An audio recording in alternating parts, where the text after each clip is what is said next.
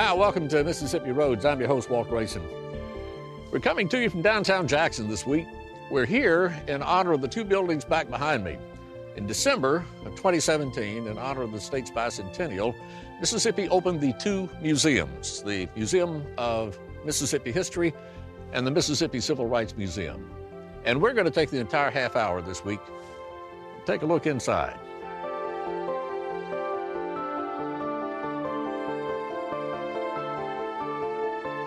Although the two museums are brand new, opening in December of 2017, in a sense, they've been in the making for quite a while.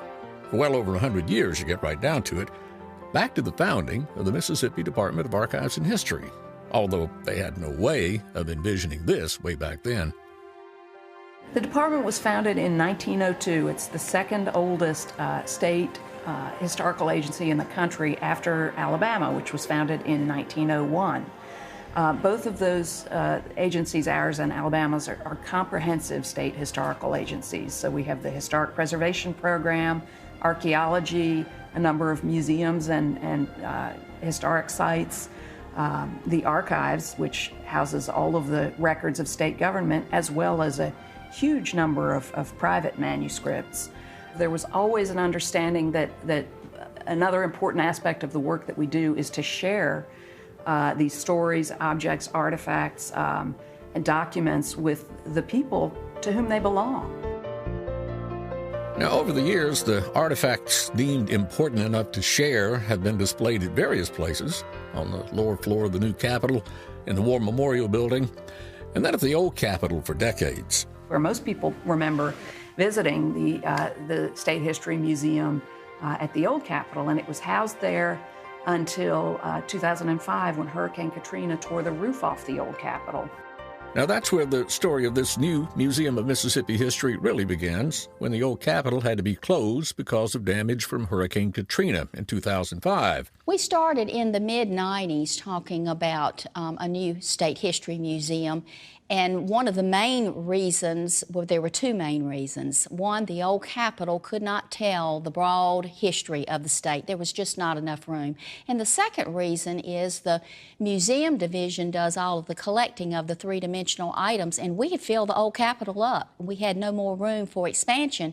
So we had several reasons for wanting to build a new state history museum and also a repository for our expanded collections that we wanted to do. But about the same time, concepts were beginning to come together for another museum, a museum dedicated to telling the story of the civil rights movement in Mississippi. And for a while, the two museums existed as two different ideas.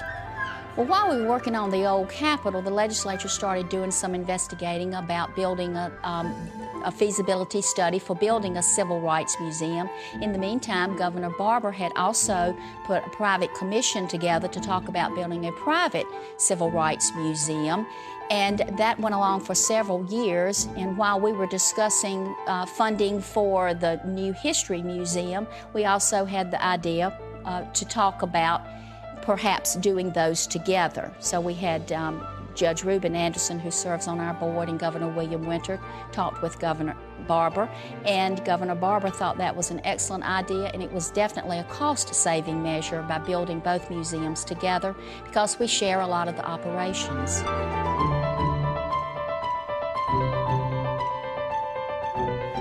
But I don't think we would have the Civil Rights Museum if it were not for some important turning points in terms of telling an honest story of race in Mississippi. In 1984, Patty Black mounted the nation's first permanent civil rights exhibit at the old Capitol. But another, I think, hugely important turning point for this department was just over 10 years ago in 2003, when Myrlie Evers gave the papers, her papers and the papers of Medgar Evers, to the Department of Archives and History.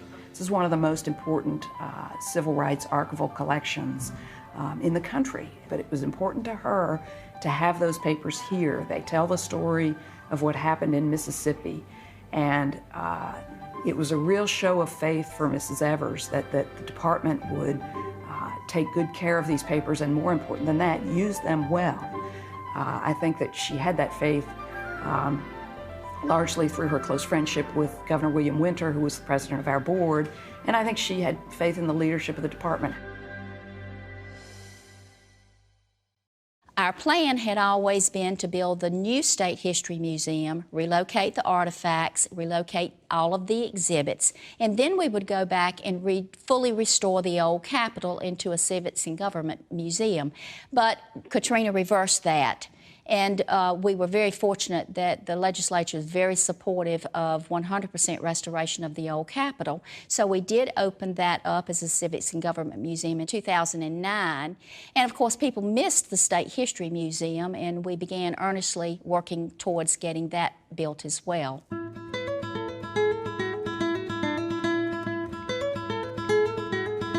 Now, to me, filling up a museum, well, two museums, in some kind of comprehensible way, where what you put in there is more than just curios in a cabinet, but work together like sentences to build paragraphs, to build chapters, to build a story, is a gargantuan task.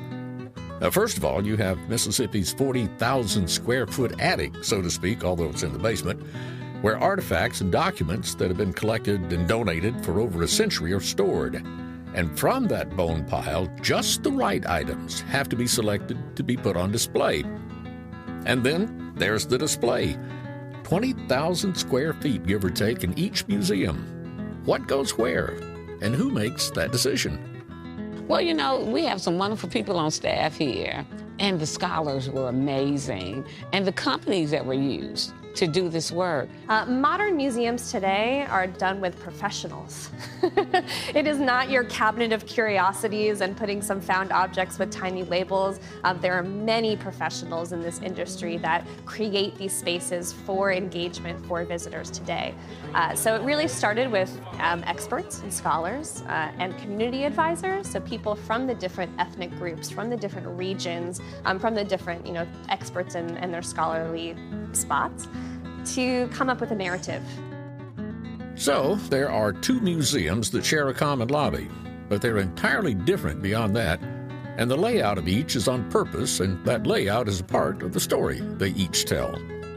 They were amazing to come up with the idea of a circle, to come up, and when I go through these circles, this is what I think about, so I'm sure they were thinking about this, making these circles tight, because the movement was tight, so I've always been amazed by that. And I love that each one of the engineers were able to do the museums as they thought they should be. So everybody that was on the MCRM, which is Mississippi Civil Rights side, they decided to make it into a circle. And that narrative that they came up with was One Mississippi, Many Stories. So to break this exhibit up chronologically, we have 11 galleries that really takes you from prehistory all the way through present day. Each gallery has a few decades or so in it, and important parts of Mississippi history, and then the ways that a variety of Mississippians experienced that time of history. That was the beginning, the outlines. And then we get to go to the collection. So the Department of Archives and History has been collecting since 1902. So we have some things. And we have a fantastic archive as well as objects. One of my favorite things about this museum is that there are over 1,600 objects displayed. And if you go to some contemporary modern museums, that isn't always the case. So I think it should be an item of pride for Mississippi to know that so many of its objects that it has preserved over the years are here. So then it's objects and it's scholars and then it's designers who are imagining it. And it's thinking about visitors. All right, so we're walking through a history museum and you're considering 15,000 years. How is someone going to take that in? You get tired, your feet get tired, your head gets tired, your heart gets tired. There's fatigue here a bit. So then we start to think about, which types of films, what types of interactives, where are there spots to sit and reflect and visit with your family? All those things go into museum design here today. Well, the concept of the museums telling a story has been mentioned a time or two, and maybe we need to say something about that. History is in the eye of the beholder. One of my history professors lamented that the history books are always written by the side that wins the war. But thankfully, later on, away from the heat of the battle, as it were, a few generations after the fact, discovered that there were two sides, or at least two sides, if not more, to every story. And that's where we are at the opening of the two museums, interpreting history from the perspective of the time of the opening of the doors, 2017. And that's a perspective that's inclusive of everybody in Mississippi who has a story to tell.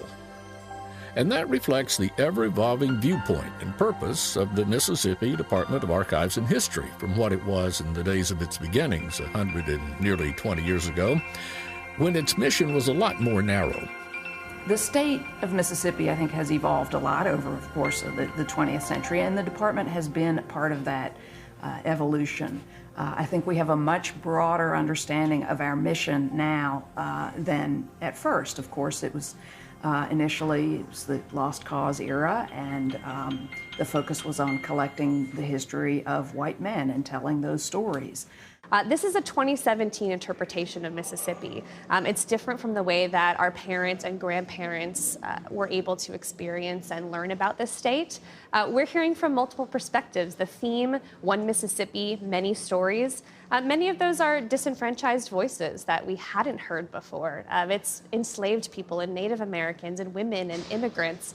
So it's not necessarily a different history, but it's just history from a different lens. Well, the prime example of the ever-evolving comprehension of the broad scope of Mississippi's history is the existence of the Civil Rights Museum, a museum that couldn't have happened 20 years ago, and whose existence many are surprised to see here now. Yes, not in their lifetime. Not in their lifetime. And I've heard that from a lot of the veterans to say that, because when they walk in and they see this, it's amazing to see how the pride that they have, because their faces are on these walls. Their names are here.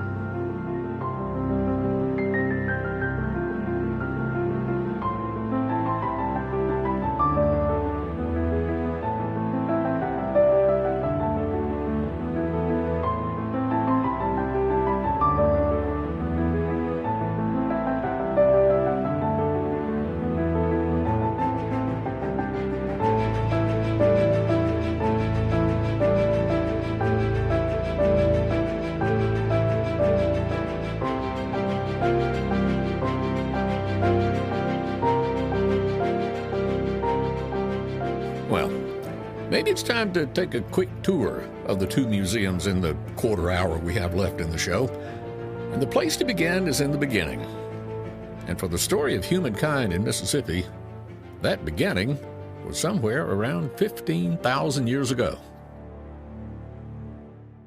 15,000 years of history, so we're starting prehistory. We move into our next gallery, which is European contact. Huge effect on the state and its peoples. And then we move to the territorial period. And then we move into the introduction of cotton and antebellum wealth and slavery, moving into the Civil War. Visitors will then go downstairs and we hit Reconstruction. We go to the 27 flood progressive era, and then we're moving into, right to the Great Depression and World War II, and then following into the Civil Rights Movement. So again, just really pick in on some key parts of American history, and specifically things in Mississippi that impacted its citizens at the time and continue to impact us.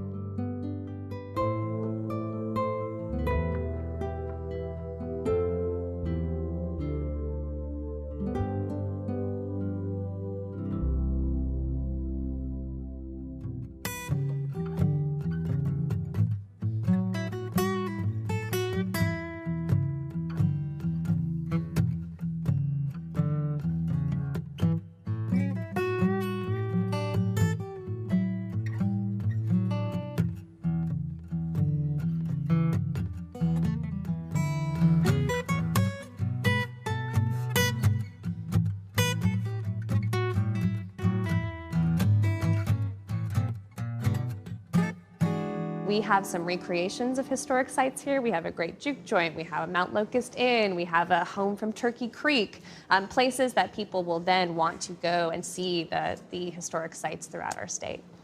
My favorite thing to do here at the museum is listen. So, of course, we are educators and orators, and we're supposed to be telling the stories. But for me, I've really enjoyed listening to visitors and listening to their stories, the way that they've understood Mississippi history over the years. When people leave the Museum of Mississippi History, I want them to come back. Okay. Like I said, we have 20,000 square feet of exhibits. We have 4 films. We have these fantastic spots for you to leave your own story and reflections. There is so much to do here and to see and to hear. My goal for visitors in this museum is to find something familiar, to be proud and to be excited about Mississippi, but also something surprising and looking at a perspective that they might not have experienced before. The theme of this museum, One Mississippi, Many Stories, really encourages and hopefully empowers people to tell their own stories. They will see things here that are familiar and nostalgic. Grandparents talking to their grandchildren about the way that they used to make food or go to school or the clothes that they wore. Those are conversations that are happening here in this venue that wouldn't happen anywhere else. The Museum of Mississippi History is a large canvas painted in broad strokes, the story of the last 15,000 years. It is the precursor to and the context in which we live today. Native Americans and then the Europeans and the United States, and then the exclamation points that punctuate the story. But there is one chapter of Mississippi's history that is so significant to us today and to the United States today that it deserved expansion into a museum all its own. That period marked by the arrival of African enslaved people through the tumultuous 1960s decade of freedom to today, and a challenge for tomorrow. And the two museums work hand in hand, the Museum of Mississippi History setting the framework for the enlargement of that segment of time presented in the Mississippi Civil Rights Museum. They come through the front doors, they meet the ticket taker, they walk into Gallery 1. People feel overwhelmed when they go into Gallery 1. I've seen people start crying, I don't think because they're just emotional because of what they see. They're emotional because Mississippi has a civil rights museum. They come in that way.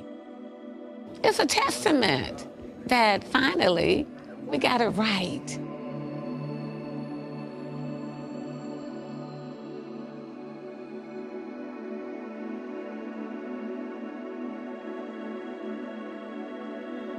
Gallery 2, because it's Reconstruction, the emancipation has happened, it's Reconstruction, and then from Reconstruction when the black man was able to vote, then Jim Crow laws come about. Black codes, there's lynching that's going on.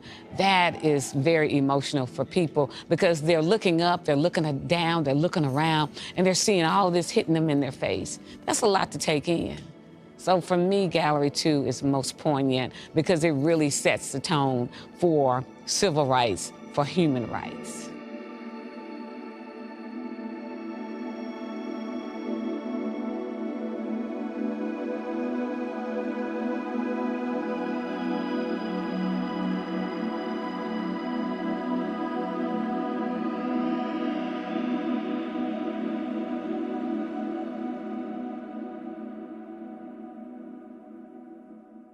Yeah, this is Gallery 3, This Little Light of Mine. And the theme of the entire museum is This Little Light of Mine because lights came into the state of Mississippi. And when those lights came in, people, they had a charge, they had a chore. As Bob Moses said, it was like a tremor in the iceberg. If we could break Mississippi, we could break the nation, we could break the world. And they came in, young folks. So this area here is like a memorial to the many people that came in, that died for someone like me to be sitting here talking to you. This little light of mine, I'm gonna let it shine. This little light of mine, oh, I'm gonna let it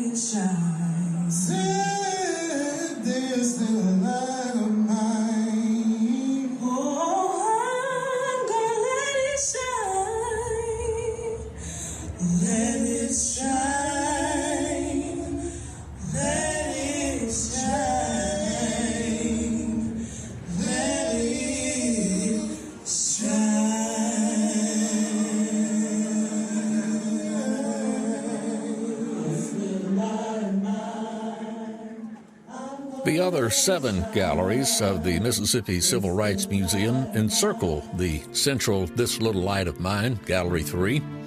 Gallery 1 defines civil and human rights and sets the context for the civil rights movement. The inhumanity of institutionalized slavery is seen in Gallery 1. Gallery 2 covers the time period from the end of the Civil War through Reconstruction. Black Mississippians emerging from slavery established strong communities early on in this period, and there was much resistance to this rise of autonomy.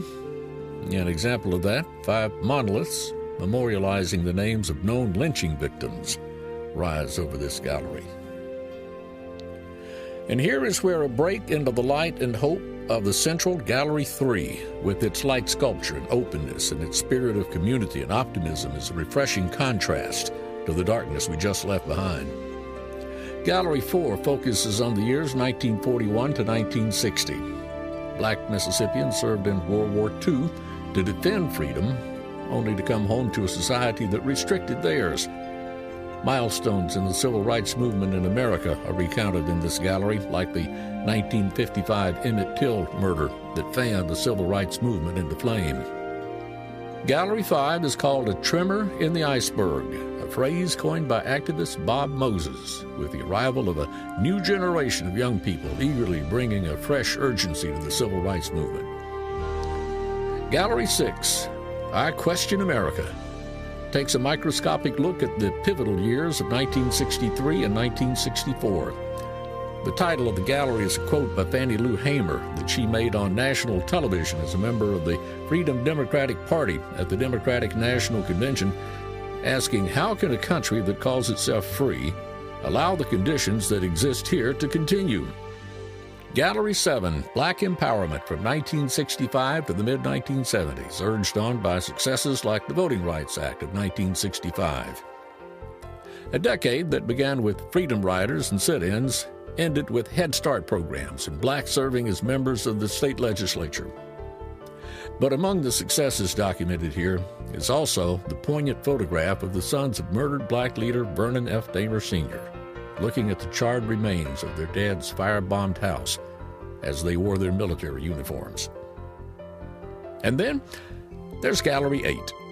But I'm most proud of Gallery 8. What that is after you've gone through all of these galleries, you have all this energy. What do you do with it?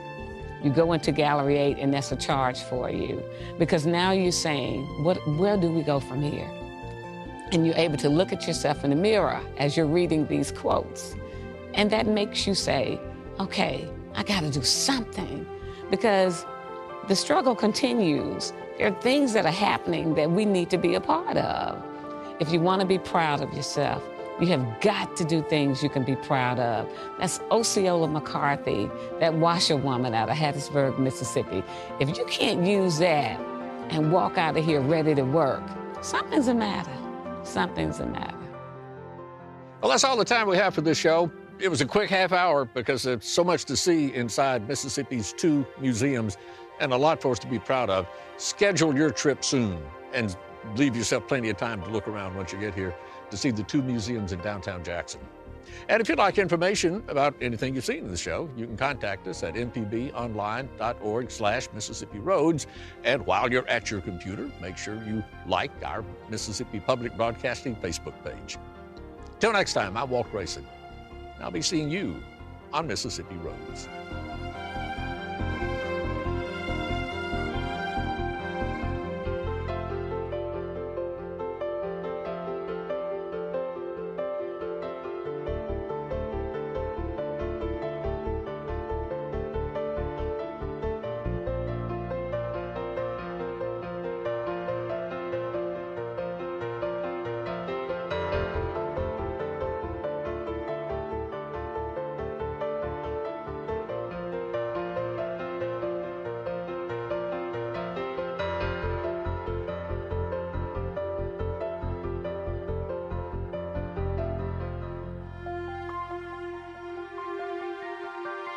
Mississippi Roads is made possible in part by the generous support of viewers like you. Thank you.